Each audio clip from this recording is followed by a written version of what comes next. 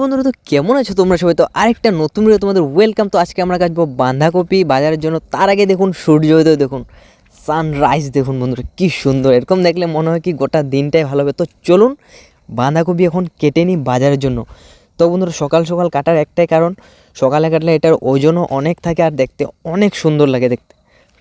তখন নিয়ে যাই, আজকে ফার্স্ট নেব বাজারে প্রথমবার, তখন আমি কেটে নেব।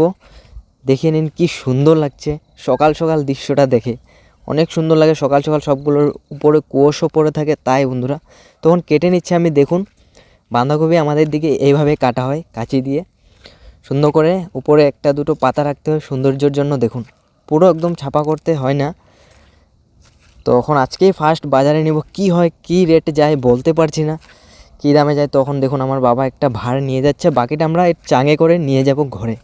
ঘরের থেকে লোড করব, তারপর যাব বাজারে।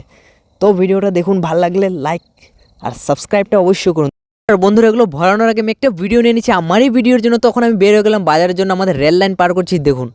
তো ফাইনালি এসে পড়লাম বাজারে বাঁধাকপি পাইকারি দেওয়ার জন্য। এখান থেকে বন্ধুরা আমি 40 কিলো বিক্রি করে দিয়েছি অলরেডি।